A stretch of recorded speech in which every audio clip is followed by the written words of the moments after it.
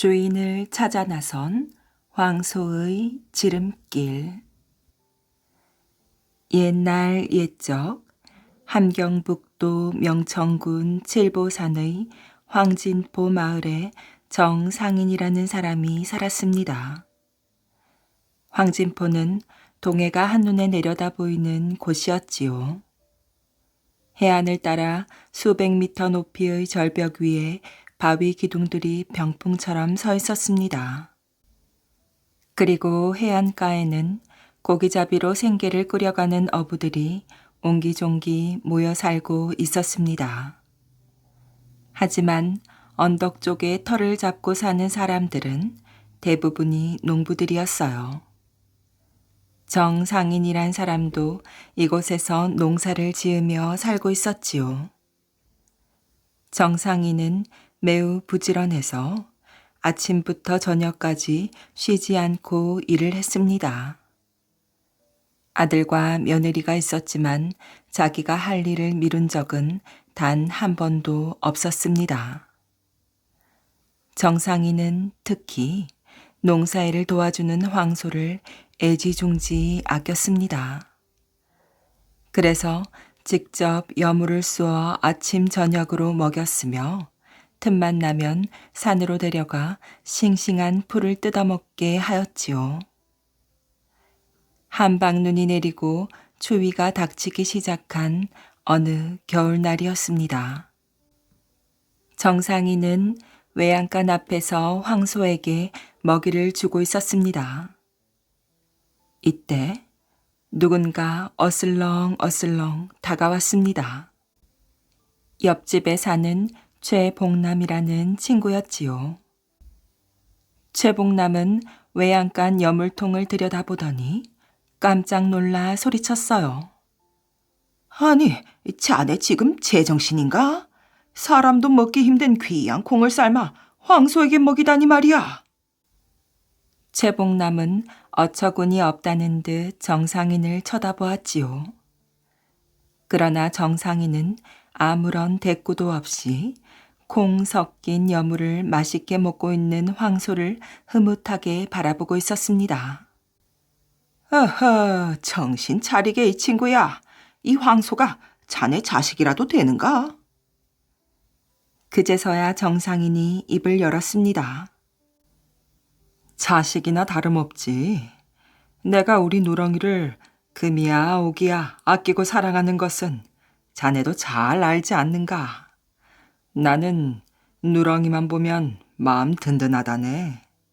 사람이 하지 못하는 일을 어찌나 잘하는지 내 할 수만 있다면 업어주고 싶은 심정이라네. 이제 꽃 피고 새우는 봄이 되면 밭갈이를 해야 할 텐데 콩이 아니라 쌀밥이라도 먹여서 몸보신을 시켜야지. 누렁아, 많이 먹어라. 정상인은 여물통에 먹이를 듬뿍 넣어주고는 황소의 등을 부드럽게 쓸어주었습니다. 최복남은 못마땅한 듯 눈살을 찌푸렸습니다. 말 못하는 짐승이 뭘 안다고? 사랑을 베푼다고 해서 은혜를 갚을 줄 아나? 실컷 부려먹다가 나중에 잡아먹으면 그만이지. 에헤, 못 말리는 친구야. 최복남은 혼자 툴툴대다가 자기 집으로 돌아갔습니다. 언덕에 터를 잡고 사는 사람 가운데 농사를 짓지 않는 것은 최복남 뿐이었지요. 최복남은 일찌감치 농사에서 손을 떼고 장사를 하고 있었습니다. 최복남은 어부들에게서 생선을 싼 값에 많이 사들여 가진동에 있는 객주집에 가서 몇 배 더 비싼 값에 팔아넘겼습니다. 황진포에서 가진동까지는 50리 길이었지요. 갔다가 돌아오면 꼭 100리 길이었습니다. 최복남은 이 멀고 먼 길을 생선 장사를 짊어지고 오고 가느라 집에 돌아오면 늘 온몸이 쑤시고 아팠습니다. 그래도 최복남은 돈 버는 재미에 힘든 줄 모르고 열심히 장사를 하였지요. 그러던 어느 날이었습니다. 그날은 아침부터 눈이 내려 온 마을이 눈으로 덮여 있었습니다. 정상인은 호롱불을 켜놓고 사랑방에 앉아 새끼를 꼬고 있었습니다. 밤이 꽤 깊었구먼. 외양간에 가서 누렁이가 잘 있는지 살펴보고 잠자리에 들어야겠어. 정상인은 이렇게 생각하고 자리에서 일어섰습니다. 그런데 그때였어요. 계십니까? 하고 누군가 쌀이 문 밖에서 부르는 소리가 들렸습니다. 한밤중에 누가 찾아왔지? 정상인은 방문을 열고 밖으로 나왔습니다. 쌀이 문을 여니 뜻밖에도 최복남의 아내가 서 있었습니다. 늦은 밤에 죄송합니다만 의논 드릴 일이 있어 왔습니다. 최복남의 아내는 공손히 머리를 숙였습니다. 그런데 얼굴빛이 심상치 않았습니다. 근심이 가득하였지요. 아니나 다를까 최복남의 아내가 입을 열어 말하는데 남편이 이틀째 집에 돌아오지 않는다는 것이었습니다. 그게 정말입니까? 가진동에 생선을 팔러 갔다면 벌써 돌아왔을 시간인데 보통 새벽에 가면 아무리 늦어도 그날 밤에는 돌아올 수 있거든요. 정상인의 얼굴에도 걱정의 빛이 떠올랐습니다. 이 친구가 도대체 어딜 간 거야? 혹시 떠나기 전에 무슨 말은 없었습니까? 남편이 집을 떠난 것이 그저께 새벽이었는데 저와 좀 옥신각신했습니다. 그날따라 다른 날보다 생선 상자를 많이 지고 집을 나서길래 제가 한마디 하였지요. 몸도 약한 분이 무거운 짐을 지고 어떻게 50리길을 가려고 하세요. 짐 좀 더 세요 그랬더니 괜찮다고 생선을 많이 가져가야 돈이 더 들어오는데 힘들어도 참아야 한다고 하는 거예요. 그래서 제가 또 그랬어요. 그러다가 병이라도 나면 어쩌려고요. 돈도 좋지만 몸을 생각하세요. 하지만 남편은 제 말을 듣지 않았어요. 기어이 그 많은 짐을 다 짊어지고 떠난 거예요. 최복남의 아내는 이렇게 말하면서 눈물을 글썽거렸습니다. 정상인이 말했습니다. 너무 염려하지 마십시오. 급한 볼일이 생겨 어디 다녀오느라 늦는 거겠지요. 제가 지금 가진동에 가서 알아보고 올 터이니 댁에 가서 기다리십시오. 정상인은 최복남의 아내를 돌려보내고 떠날 차비를 하였습니다. 발에 무명을 감고 집신을 신은 뒤 집을 나섰습니다. 가진동까지 가는 길은 눈이 많이 쌓여 있어 걷기조차 힘들었습니다. 정상인은 50리 눈길을 엉금엉금 기다시피 하며 간신히 걸어갔습니다. 가진동에 도착했을 때는 벌써 먼 동이 트고 있었지요. 정상인은 객주집 문 앞에서 주인 여자를 만났습니다. 최복남이 오지 않았냐고 묻자 주인 여자는 혀를 차며 말했습니다. 오긴 왔지요. 제 발로 걸어오지 않고 남의 등에 업혀와서 그렇지. 그게 무슨 말씀입니까? 너무 욕심을 부려 무거운 짐을 낑낑대며 지고 오다가 심리 밖에서 쓰러졌다우. 지나가던 사람이 발견해서 우리 집으로 업고 왔으니 망정이지. 그렇지 않았으면 꼼짝없이 얼어 죽었을 뻔했어요. 최복남은 객주집 방에 누워 끙끙 앓고 있었습니다. 몸은 불덩이같이 뜨거웠고 정신이 혼미한 상태였습니다. 정상이는 눈앞이 캄캄해졌습니다. 가진동에는 의원이 없었지요. 의원에게 데리고 가려면 황진포 마을로 되돌아가야 했습니다. 친구를 업고 50리 눈길을 걸어가야 하는 것이었어요. 그러나 그것은 도저히 불가능한 일이었습니다. 어떻게 하지? 빨리 의원에 가야 하는데 도저히 떠날 엄두가 나질 않는데. 정상인이 알아놓은 친구를 내려다보며 발을 동동 구르고 있을 때였어요. 하고 어디선가 귀에 익은 황소의 울음소리가 들려왔습니다. 정상인은 화들짝 놀랐어요. 아니, 누렁이가 여기까지? 정상인은 밖으로 뛰쳐나갔습니다. 황소의 울음소리는 산골짜기 쪽에서 들려오고 있었어요. 정상인은 울음소리를 따라 산골짜기 쪽으로 뛰어 올라갔습니다.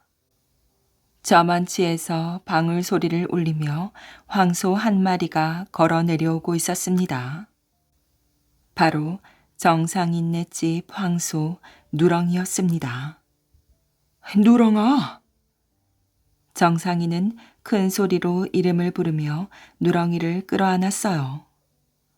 이게 어찌된 일이냐? 나를 찾아 여기까지 온 것이야? 정상인이 묻자 누렁이는 그렇다는 듯이 음매하고 울었습니다.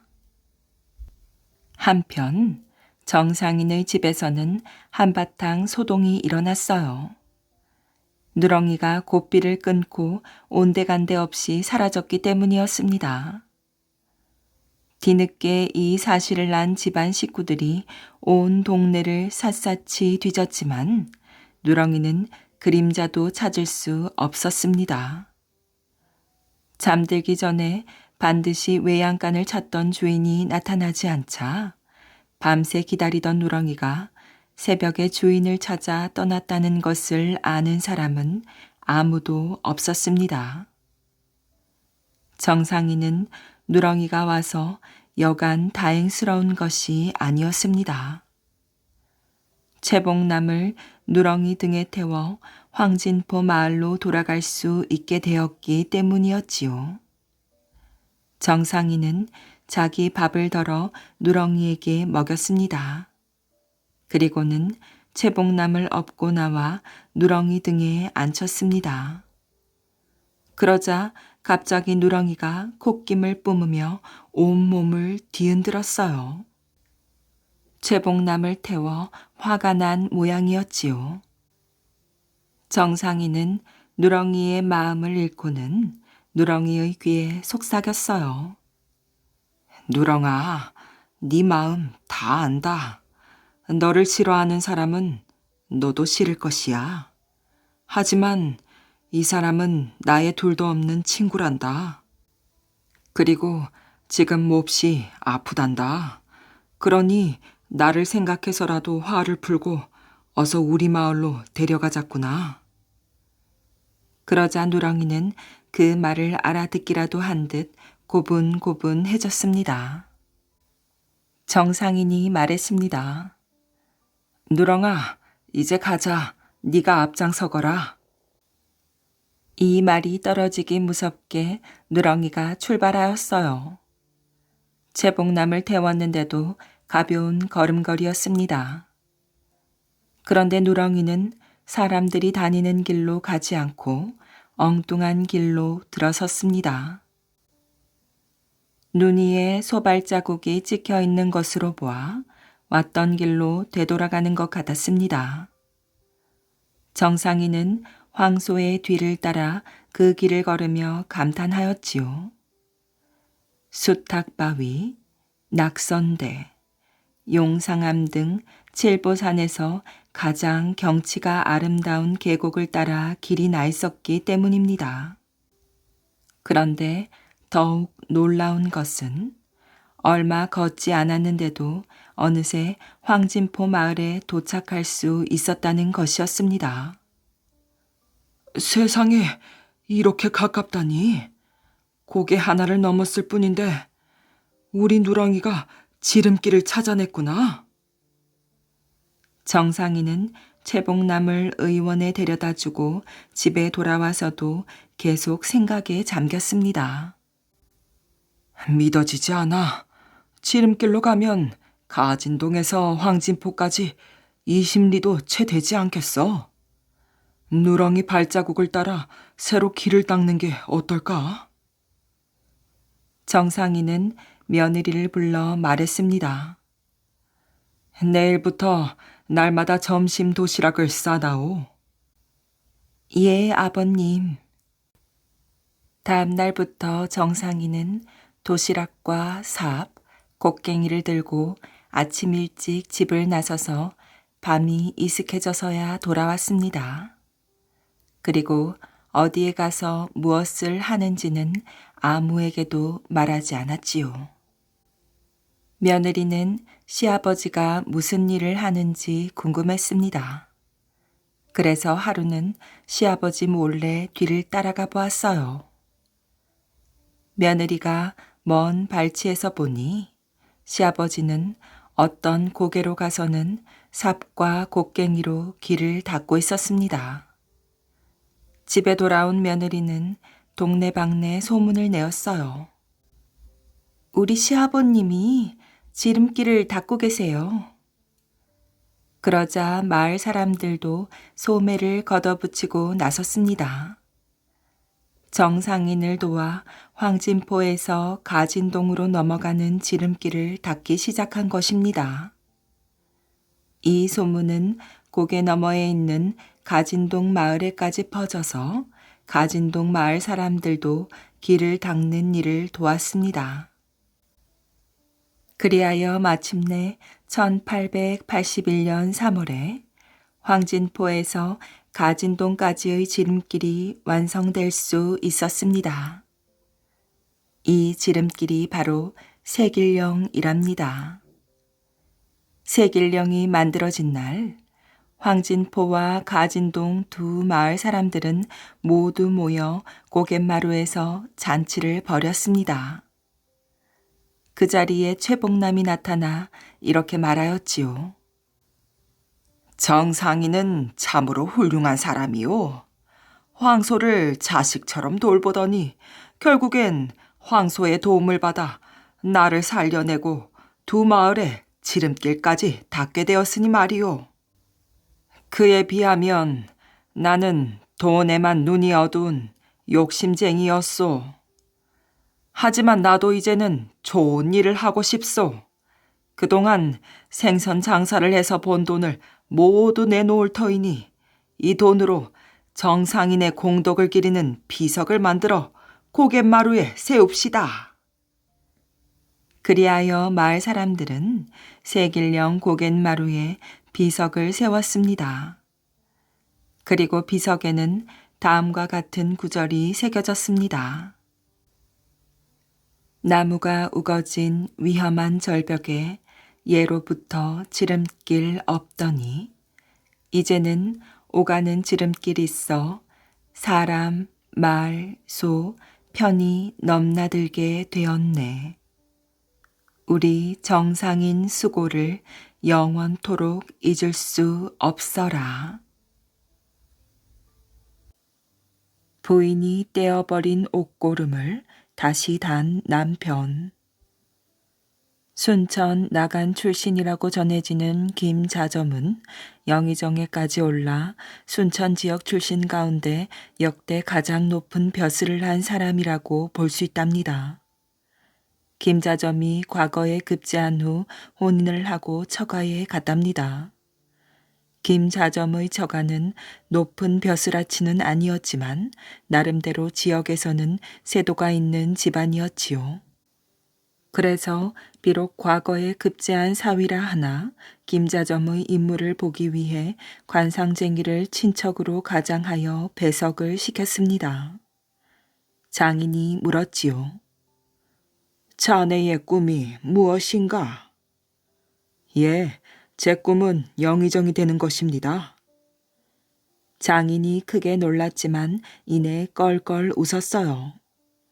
일인지야 만인지상이라는 영의정을 감히 입에 담을 만큼 포부가 큰 사위가 대견스러웠기 때문입니다. 김자점이 나가자마자 장인이 관상쟁이를 낚아채듯이 한쪽으로 끌고 가서는 물었습니다. 어떤가? 정말 영의정이 될 상인가? 이에 관상쟁이가 대답을 하였지요. 사위분의 인물이 훤한 것이 앞으로 크게 될 인물이 틀림없습니다만. 하지만 말꼬리를 흐리는 것이 뭔가 숨기는 기색이 역력하였습니다. 김자점의 장인이 다그쳤지요. 아니, 무슨 일인가? 속 시원히 이야기해보게. 그러자 관상쟁이가 머뭇거리다가 말을 꺼내었어요. 크게 될 인물인 것은 틀림없지만 돌아나갈 때 사위분의 등에서 임금 왕자가 보였습니다. 김자점의 장인은 순간 깜짝 놀라더니 주변을 둘러보았어요. 그리고는 관상쟁이의 소매를 다시 잡아 끌며 구석진 곳으로 가서 다시 조심스레 말문을 열었지요. 뭐라, 그렇다면 왕이 된다는? 그것이 왕이 될 수도 있지만 안 될 수도, 안 될 가능성이 더. 참으로 암담한 일이었습니다. 이씨 왕조에서 김씨가 왕이 될 상이라면 필경 역성혁명을 한다는 것인데 만약 실패한다면 대역죄인이 된다는 뜻이었지요. 김자점의 장인은 관상쟁이에게 매달리다시피 애원을 하였습니다. 그렇다면 이 일을 어찌해야 좋단 말인가?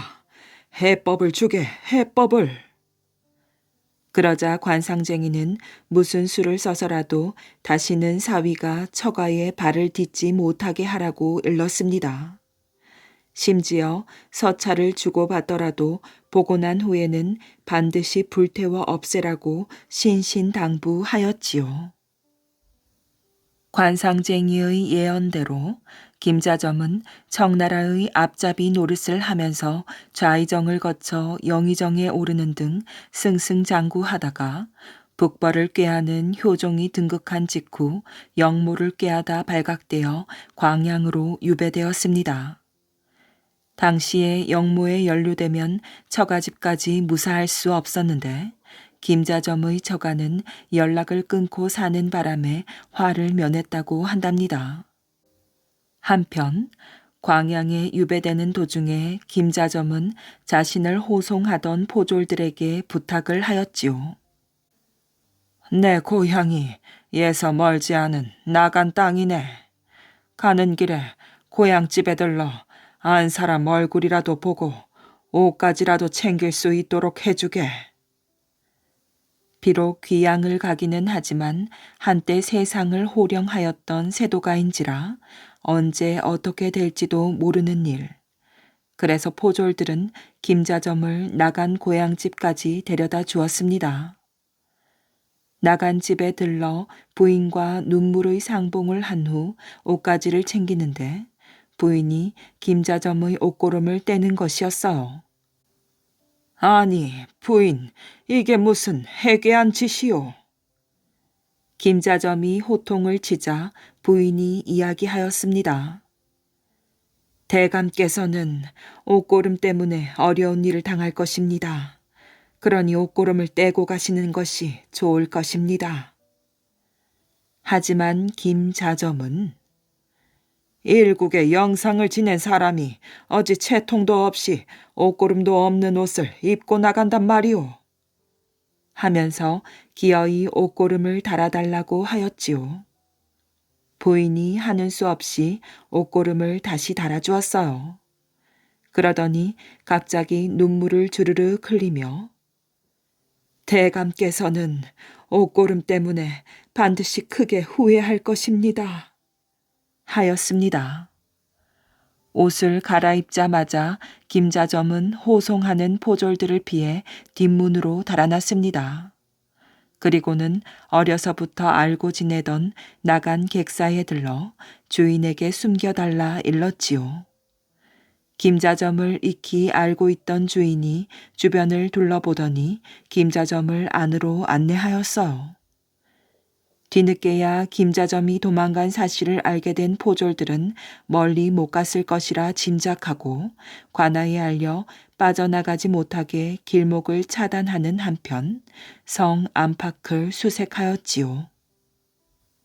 이곳 저곳을 검문하던 포졸들이 드디어 객사에 이르자 김자점은 황급히 대들보 위로 몸을 숨겼습니다.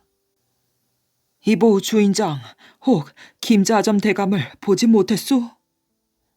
아니, 한양에 있을 대감을 어찌 여기서 찾는단 말이오? 주인이 시치미를 떼었어요. 대역죄인이라 혹 숨기다 발각되면 경을 칠 터이니 그리 아슈. 그건 그렇고 여기 막걸리나 한 사발 주시오. 허겁지겁 김자점을 찾아 나섰던 포졸들은 목이 말랐는지 주인에게 막걸리를 달라고 부탁하였습니다. 주인이 가져다 준 막걸리를 마시면서 포졸 한 명이 고개를 젖히는 순간 대들보 사이로 웬 옷고름이 삐죽하게 나와 있는 것이 보였지요. 결국 부인이 우려했던 대로 김자점은 옷고름 때문에 잡혀 참형을 당하고 말았답니다. 지옥에서 팥뿌리를 잡은 심술쟁이. 옛날 어떤 마을에 욕심 많고 심술궂은 여자아이가 있었답니다. 이 아이는 얼마나 심술쟁이인지 이웃에 친구 하나 없었지요. 참으로 이 아이의 심술은 대단하였어요.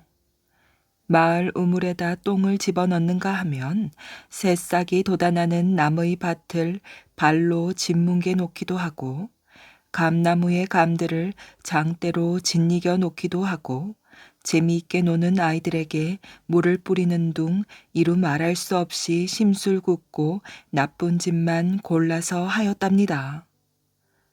그러던 어느 겨울날 이 심술쟁이는 우물에다 똥을 퍼 넣으려다 그만 거꾸로 빠져 죽어버렸어요. 이리하여 이 심술쟁이는 저승의 염라대왕 앞에 서게 되었지요. 여봐라, 너는 인간 세계에서 죄를 지었느냐 아니면 착한 일을 하였느냐? 대왕마마, 이건 제 자랑 같지만 전 인간 세상에서 착한 일만 골라 했사옵니다. 그래? 그것이 사실이렸다. 만약 내 앞에서 거짓말을 하면 큰 벌을 면하지 못할 것이니라. 에이, 대왕마님, 어느 어른의 앞이라고 제가 감히 거짓말을 하겠사옵니까? 그렇다면 내가 당장 그것을 알아보는 수가 있지.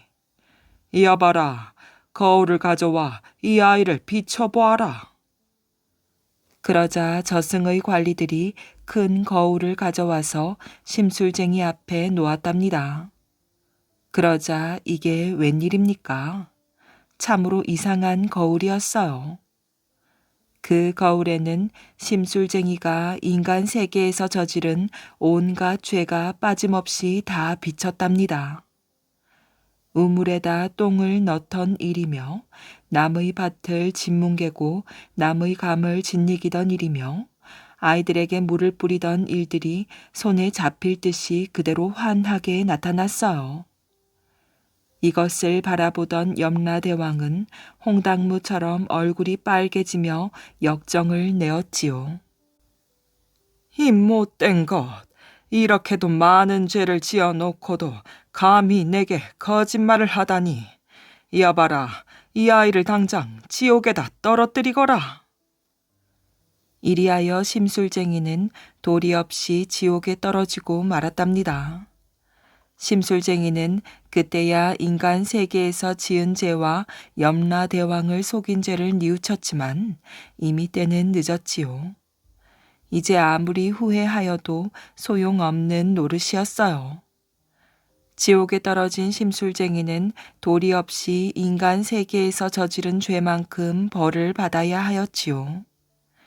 뜨거운 기름가마에서 부글부글 끓는 거품을 헤치며 목욕을 해야 하고 또 맨발로 따가운 가시밭길을 걸어야 했답니다. 그리고 큰 족집게 같은 것이 자기의 혀를 빼내기도 하는데 그 고통이 이만저만이 아니었지요. 참다 못해서 심술쟁이는 엉엉 울었어요. 아무리 소리쳐 울어도 눈물은 그칠 줄을 몰랐지요. 한편 심술쟁이를 지옥에다 떨어뜨린 염라대왕은 지옥을 내려다보다가 심술쟁이가 고통을 참지 못하여 울고 있는 것을 보았답니다.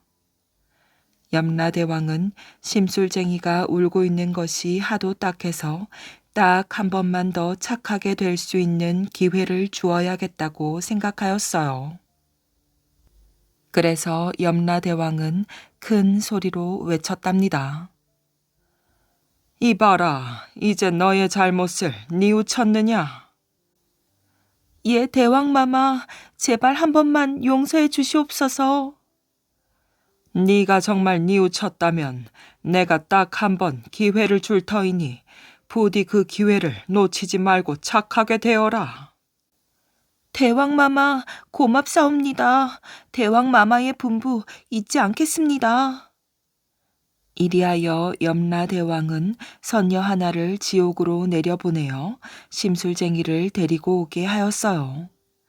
그러나 심술쟁이는 하도 지은 죄가 많았기 때문에 선녀의 날개 옷자락도 쥘 수가 없었답니다. 그러자 선녀는 심술쟁이에게 파 한 뿌리를 주면서 그것을 꽉 잡고 올라가자고 하였지요. 이리하여 팥뿌리를 잡은 심술쟁이가 선녀의 인도를 받으며 하늘로 오르려는 때였어요.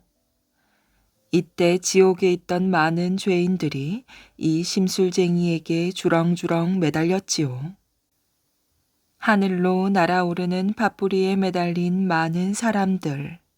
그러나 그 많은 사람들의 무게 때문에 심술쟁이가 붙잡은 팥뿌리는 조금씩 끊어지고 있었답니다.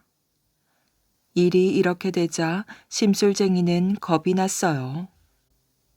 얼마 안 가서 그 팥뿌리가 끊어지면 자기도 도로 지옥에 떨어지고 말 것이기 때문이었지요. 어떻게 하든지 이 사람들을 떨어뜨려야겠어. 이 사람들 때문에 나까지 또 지옥에 떨어질 수야 없지. 염라대왕께서도 내게 단 한 번뿐의 기회라고 말씀하셨거든. 그러니 이 기회를 놓쳐서는 안 돼. 이렇게 작정한 심술쟁이는 심한 발버둥을 쳐서 한 사람 한 사람 떨어뜨렸어요. 이제 심술쟁이에게는 단 한 사람만이 매달려 있었답니다. 심술쟁이는 그 한 사람과도 같이 갈 수가 없다고 생각하였어요. 팥뿌리는 자꾸만 가늘게 끊어지는데 무게를 조금이라도 줄여야 하였지요. 심술쟁이는 막 힘을 써서 마침내 그 한 사람마저 떨어뜨리고 말았답니다. 그러자 그 순간 가느다랗게 남은 팥뿌리가 뚝 끊어지면서 심술쟁이도 도로 지옥에 떨어지고 말았어요. 이 광경을 내려다보던 염라대왕은 몹시도 안타까워하면서 혀를 찼답니다. 아하, 아깝구나. 기회를 한 번 더 주었는데도 끝내 착한 사람이 되지 못하였어. 팥뿌리에 매달린 지옥 사람들을 그대로 함께 달고 왔으면 내가 팥뿌리가 끊어지지 않게 해주었을 터인데. 죽을 뻔한 순간에 꾀를 쓴 사위. 언제 일인지는 모르겠지만 옛날 어떤 곳에 혼자 사는 과부가 있었답니다.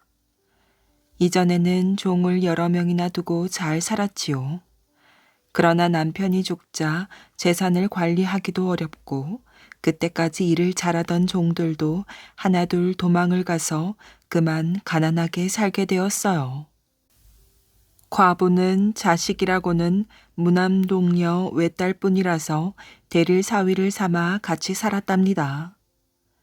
그런데 예전에 종들이 도망갈 때 집에 있던 족보와 재물을 훔쳐간 뒤에 아무 소식이 없는 것을 생각하면 괘씸한 생각이 들어 어떻게든 족보와 재물을 되찾으려고 하루는 대를 사위에게 종들을 찾아보라고 하였지요.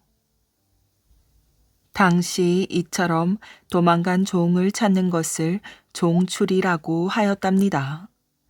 그래서 사위는 종추리에 나섰답니다. 사위는 소문으로 어떤 종이 어디 가서 잘 산다는 말을 들었어요. 그래서 종을 찾아가기로 하였는데 떠날 때 장모가 말하였지요. 여보게, 종추리를 갔다가 죽은 사람이 많다네. 증거를 없애려고 처음에는 안심을 시켰다가 나중에 감쪽같이 해치운다고 하니 단단히 각오하고 매사 조심하게. 사실 사위도 걱정되는 일이었으나 장모의 딱한 신세를 생각하고 반드시 찾아와야 한다고 마음먹었어요. 사위는 소문을 따라서 어떻게 하여 종이 사는 동네를 찾아갔답니다. 도망간 종은 으리으리한 기와집에서 머슴을 부리며 양반 행세를 하면서 잘 살고 있었어요. 바로 주인집에서 훔쳐간 족보를 자기 족보로 삼아서 그곳에서 큰 소리를 치며 살고 있었던 것이랍니다. 사위가 생각하기에는 괘씸하기 이를 데 없었으나 섣불리 건드릴 일이 아니므로 지나가던 길손처럼 조용히 처신하며 그 종의 집에 들어갔어요. 하룻밤 묵어갈 수 없는지요? 그러자 이제는 나이가 든 이 전의 종, 지금은 그 집의 가장 높은 어른이 나와서 하룻밤 쉬어가라고 하였답니다. 사위는 다른 사람에게 눈치채이지 않게 무사히 그 집에 들어갔다가 밤이 되어 찾아온 까닭을 이야기하였어요. 늙은 종은 깜짝 놀랐지요. 아이고, 마님의 그 어린 딸이 자라서 혼인을 하였군요. 지난 일을 생각하면 사실 미안하게 되었습니다. 마님이 그처럼 어렵게 사신다니 우리가 나올 때 가지고 온 재산은 돌려드려야지요. 우리는 마님네 족보로 여기에서 양반 행세를 하고 있고 그 가져온 배물은 팔아서 논밭을 사서 이렇게 부자가 되었습니다.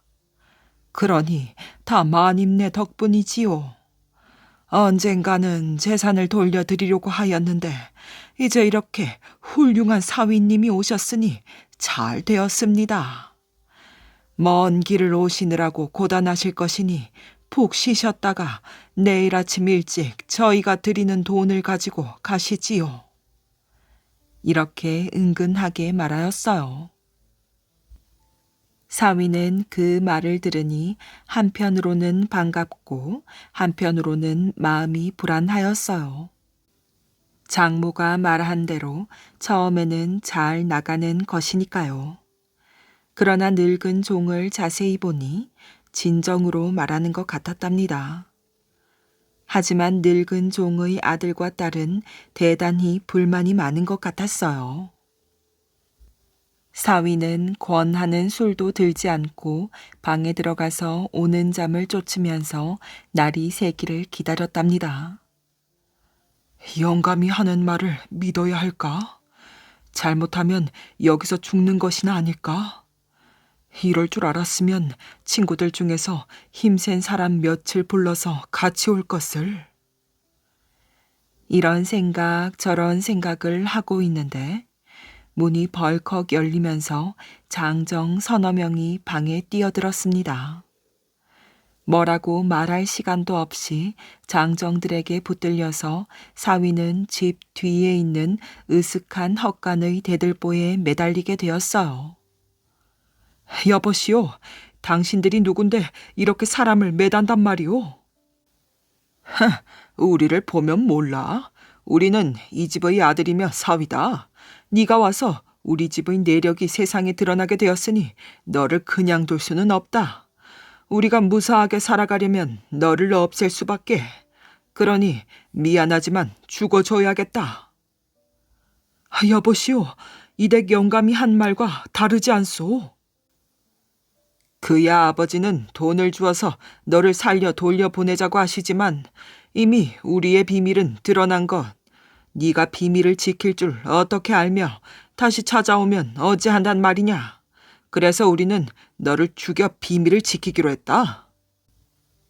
이렇게 되자 사위는 종추리를 가서 잘못하면 죽는다는 말을 실감하게 되었답니다. 몽둥이며 칼이 불빛에 어른거려서 무시무시하였지요. 여기서 죽으면 이웃집에서도 모를 것이었어요. 다만 안다면 장모가 알지만 장모가 여기를 찾아오기도 어렵고 찾아온들 사위가 돈을 받고 떠났으니 사위 소식은 전혀 모른다고 하면 그만이 아니겠어요. 실로 난감하고 위험한 일이었답니다. 아버지가 아시기 전에 어서 저놈을 죽여버리세. 장정들은 이렇게 말하면서 몽둥이를 든 손에 침을 퇴퇴 뱉었답니다.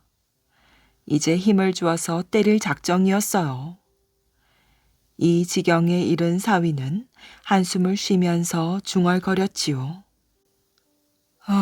역시 죄짓고는 못 사는 것이구나. 결국 신분을 숨기고 과부집에 사위로 들어가 살려고 했더니 죄짓고는 못 사는구나. 여기서 허무하게 죽을 줄이야. 나 같은 놈은 죽어 마땅하지. 이렇게 중얼거리자 종의 아들 하나가 물었답니다. 이놈아, 너 지금 뭐라고 중얼거렸느냐? 죽어 마땅하다고? 그럼 네가 수상한 놈이로구나. 호랑이가 여우한테 죽는 꼴인데 무슨 말이 필요하겠느냐? 내일이면 내 부하들이 여기에 들이닥칠 것이니 날 죽이려면 어서 죽여서 흔적을 없애거라. 그래야만 내 부하들에게서 너희는 살아날 것이다. 이놈 봐라. 네 부하가 어디 있기에 여기에 온단 말이냐? 다 그만둬라. 말하기도 싫다. 참 미련한 놈들이 너희들이야. 돈을 벌 수도 있는데 돈도 못 벌고 내 부하에게 맞아 죽을 짓만 하니 죽는 나도 한심하지만 날 죽이려는 너희는 더 한심하구나. 아서라, 그만두자. 내가 죽으면 이제 세상은 조용해지겠지. 불쌍한 것은 내 부하들이야. 이놈아, 뭐라고 혼자 넋두리를 하고 있느냐? 도대체 너의 정체가 무엇이냐? 그만두어라, 그만둬. 내 정체를 알아서 무얼 하겠느냐? 모르고 날 죽이는 것이 마음 편할 것이다. 그래야 너희도 살아남겠지. 장정들은 서로 얼굴을 돌아보며 저 사위란 자가 수상하니 죽이지 말고 내력을 캐보자고 하였답니다. 좋다. 내가 죽는 마당에 뭘 숨기겠느냐? 나는 지금 세상에 떠들썩한 도둑대장 아무개이다. 나라에서 잡으려고 곳곳마다 방을 붙여서 현상에 걸어둔 도둑대장이란 말이다. 쫓기다 못해 불쌍한 과부집에 대릴 사위로 들어가서 얼마 동안 숨어 있으려고 했다가 장모가 하도 가난 타령을 하기에 너희들을 찾아와 돈을 좀 얻어서 갖다 줄까 했더니 이렇게 죽을 줄 누가 알았겠느냐. 이제 내 신분을 알았으니 속이 시원하냐? 어서 날 죽여서 흔적을 없애야지. 잘못하면 내 부하들한테 너희 집안은 몰살을 당한다. 장정들은 깜짝 놀랐답니다. 그 소문난 귀신 같은 도둑대장이 여기 있을 줄이야. 가만히 있자. 우리가 굳이 죽이지 않아도. 그래서 장정들은 사위를 죽이지 않고 그냥 매달아 두었답니다. 우리가 저놈을 죽이느니 날이 새면 관가로 끌고 가서 넘기면 저놈은 저절로 죽을 것이고 우리는 현상금을 탈 것이다. 부하들이 나타나면 포졸들이 잠복해 있다가 다 잡으면 얼마나 좋겠느냐. 돈을 벌고 나라에서 상을 타고 허허 복이 제 발로 굴러 들어왔구나. 라고 하면서 기뻐하였답니다. 이튿날 아침 사위는 관가로 끌려갔어요. 원님은 깜짝 놀랐지요. 네가 정녕 아무개란 말이냐. 말하기도 실소. 부하 없는 도둑대장이 어디 있겠소. 내 부하들도 잡아야 공을 세울 것 아니오. 이놈아, 여기에 너의 부하가 어디 있단 말이냐. 허허, 저런. 내가 부하도 없는데 동네에 몰래 들어왔겠소? 내 부하는 항상 칼 들고 다닌답디까? 농사를 짓고 양반인 척하는 놈 중에는 몰래 내게 모든 것을 알려주는 부하들이 있다오. 그럼 부하도 숨겨두었겠지. 그런데 그런 부하가 어디에 있단 말이냐? 허허, 정말 못 알아들으십니다 그려. 나를 잡아온 저자들이 내 부하가 아니면 내가 밤중에 어찌 잡혔겠소? 저자들이 나를 잡아서 현상금을 타고 나 대신 대장 노릇을 하려고 수작을 부린 것이오. 내가 도둑 대장인 줄 여느 사람은 어찌 알겠소? 이왕 나는 죽더라도 나를 배신한 저놈들, 내 부하까지 다 잡아서 사또는 공을 세우기 바랍니다. 이 말을 들은 원님은 사위를 잡아온 장정들을 다 잡아버렸어요. 우리는 선량한 백성이오. 저놈이 바로 도둑 대장이오. 상금을 타러 온 우리를 왜 잡으시오? 저놈의 허튼 소리를 그대로 믿으시오? 하고 반항을 하였어요. 장정들은 억울한 일이라고 길길이 뛰었습니다만 도둑대장이라고 자처한 사위가 부하라고 하니 사또는 당장 잡아놓은 것이었어요. 사또, 내 말이 의심스러우면 저자들이 어떻게 해서 벼락 부자가 되었는지를 알아보십시오. 그래서 사또가 옆에 있는 이방에게 물어보니 어느 날 호련히 동네에 들어서더니 이내 금부치를 팔아서 부자가 되어 거드럭거리며 살고 있다고 말했답니다. 이제 보니 저 도둑대장의 부하임에 틀림없구나. 일은 참 맹랑하게 돌아갔어요. 그날 밤 사위는 사또를 만나기를 청하여 사실 이야기를 하였답니다. 자기와 처갓집이 다 알만한 양반인데 집안이 몰락하게 되었다는 것과 종추리를 왔다가 감쪽같이 맞아 죽게 생겨 꾀를 쓴 것이지 정말로 도둑대장은 아니라고 하였어요. 그리고 저 장정들도 자기를 죽이려고 하였으나 자기의 부하는 아니라고 말해 주었지요. 사또는 속은 것이 놀랍고 화가 났습니다만 한편 생각해 보니 사위의 꾀가 참 그럴듯하여서 용서하여 주기로 하였답니다.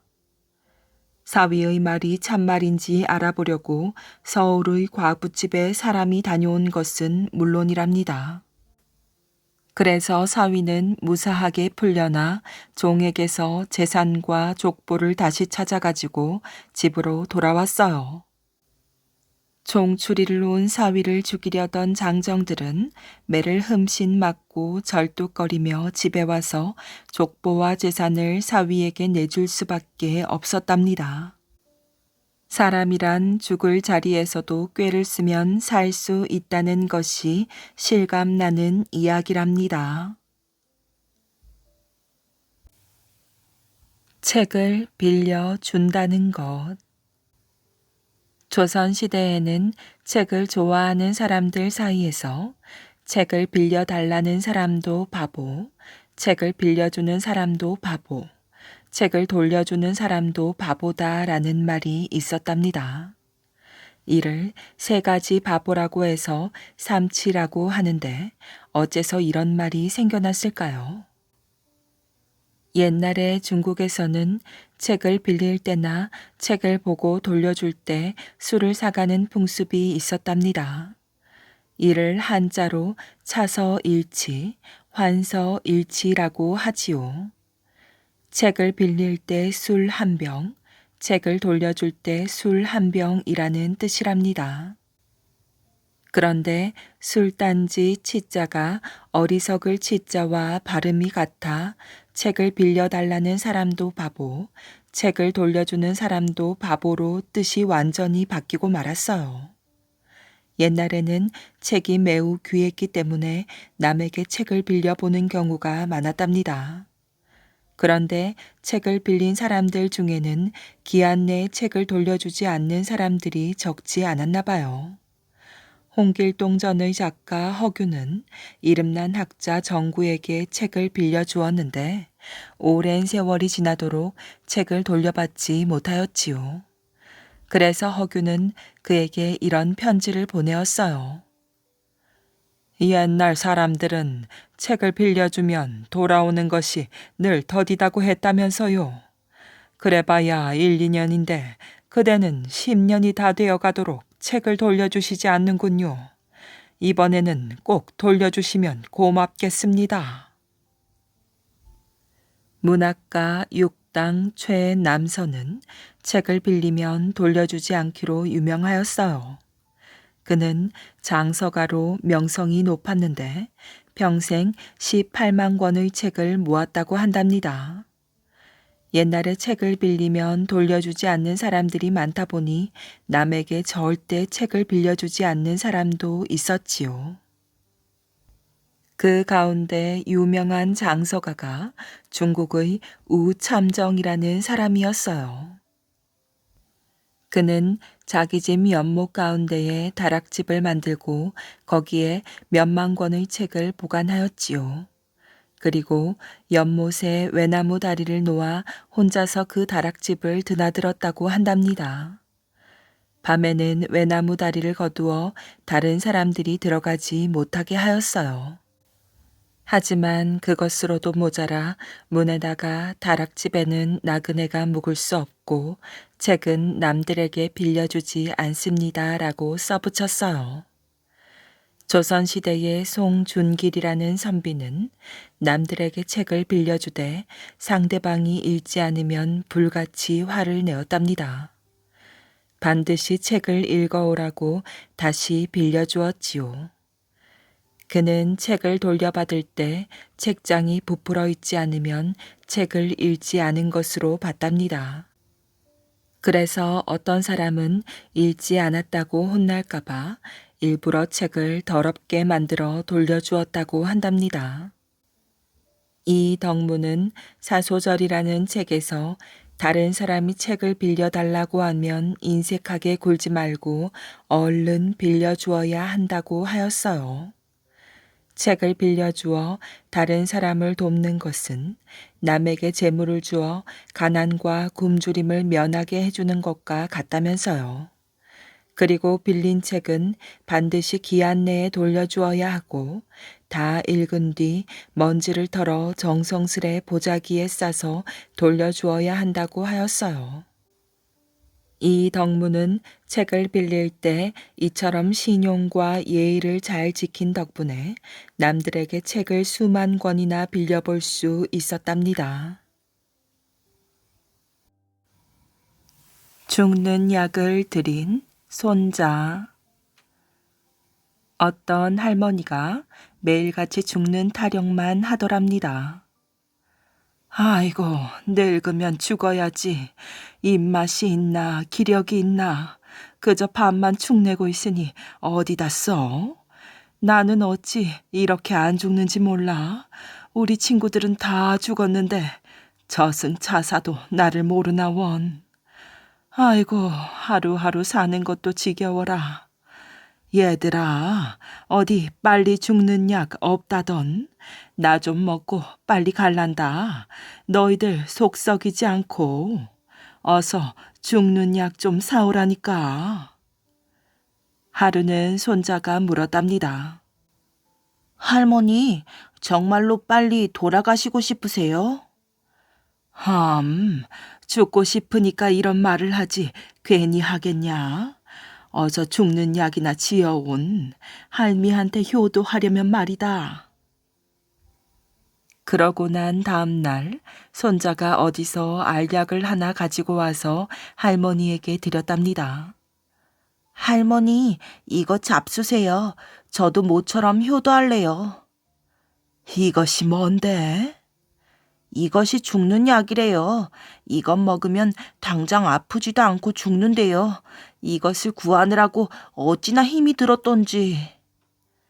그러자 할머니가 옆에 있던 빗자루로 손자를 사정없이 때렸답니다. 이런 불효 막심한 놈아, 이 할미 죽으라고 약을 지어와? 그러자 손자가 볼멘 소리로 대답하였어요. 할머니가 매일같이 죽는 약을 찾으셨잖아요. 이놈아, 그냥 해보는 소리지. 나는 더 살고 싶다. 어서 보약이나 지어와라. 이리하여 온 식구들이 큰 소리로 웃었답니다. 사실 그 약은 할머니가 좋아하시는 단 것, 오물오물 잡수시기 좋아하는 엿덩어리였답니다. 여러분, 오늘 들으신 주인을 찾아 나선 황소의 지름길 이야기는 어떠셨나요? 이 이야기를 가만히 생각해 보면 단순히 황소와 한 농부의 이야기를 넘어 우리에게 참 따뜻한 마음을 전해주는 이야기라는 생각이 든답니다. 정상인은 황소를 단순히 일을 시키는 짐승으로 여기지 않았습니다. 오랜 시간 함께 살아온 가족처럼 아끼고 정성껏 돌보았지요. 그리고 추운 겨울밤, 황소는 주인을 찾아 길을 나섰다가 주인과 함께 있던 위급한 사람을 등에 태워 돌아옵니다. 평소 정상인이 황소에게 베풀었던 사랑과 정성이 위급한 순간 한 사람을 살리는 일로 이어진 것입니다. 말을 할 수 없는 동물이라도 따뜻한 마음을 받고 그것을 기억하는 모습을 통해 생명을 소중히 대하는 마음이 얼마나 귀한 것인지 생각하게 합니다. 또한 이 이야기는 우리에게 용서와 배려가 가진 힘도 보여줍니다. 최북남은 평소 황소를 구박하고 정상인에게도 좋지 않은 마음을 품었던 사람이었습니다. 하지만 정상인은 자신에게 잘못을 한 사람이라고 해서 그가 어려움에 처했을 때 외면하지 않았습니다. 오히려 끝까지 도와주었지요. 그 모습을 본 최북남은 자신의 잘못을 깨닫고 마음을 바꾸게 됩니다. 사람의 마음을 움직이는 것은 때로 큰 꾸지람이나 비난이 아니라 말없이 보여주는 따뜻한 행동 하나일지도 모릅니다. 그리고 정상인이 험한 길을 혼자 닦기 시작했을 때 마을 사람들도 하나둘 힘을 보태기 시작합니다. 그렇게 한 사람의 작은 노력이 여러 사람의 마음을 움직였고 결국 모두가 편하게 오갈 수 있는 새로운 길이 만들어졌습니다. 누군가 먼저 시작한 작은 선행이 다른 사람의 마음을 움직이고 그것이 모여 모두를 위한 길이 된 것입니다. 그래서 이 이야기에서 말하는 지름길은 단순히 편리하게 다닐 수 있는 길만을 뜻하지 않을 것입니다. 서로의 마음을 이어주는 길, 어려운 사람에게 손을 내미는 길, 그리고 함께 살아가는 따뜻한 길이기도 할 것입니다. 우리의 삶에도 아직 닦이지 않은 길이 하나쯤은 있을지 모릅니다. 가족과의 관계일 수도 있고 마음에 남아있는 누군가와의 관계일 수도 있겠지요. 하지만 거창한 일을 할 필요는 없습니다. 따뜻한 말 한마디, 작은 배려 하나가 누군가에게는 큰 위로가 될 수 있으니까요. 오늘 밤에는 잠시 생각해 보세요. 내가 먼저 닦아볼 수 있는 작은 길은 무엇일까? 그리고 오늘 하루 열심히 살아온 나 자신에게도 따뜻한 말을 건네주세요. 오늘도 참 잘 살았다. 그 한마디면 충분합니다. 이제 오늘 하루의 걱정은 잠시 내려놓으시고 편안한 마음으로 쉬셨으면 좋겠습니다. 여러분의 내일에도 따뜻한 마음과 좋은 인연이 함께 하기를 바랍니다. 오늘 밤도 편안한 밤 보내세요. 고맙습니다.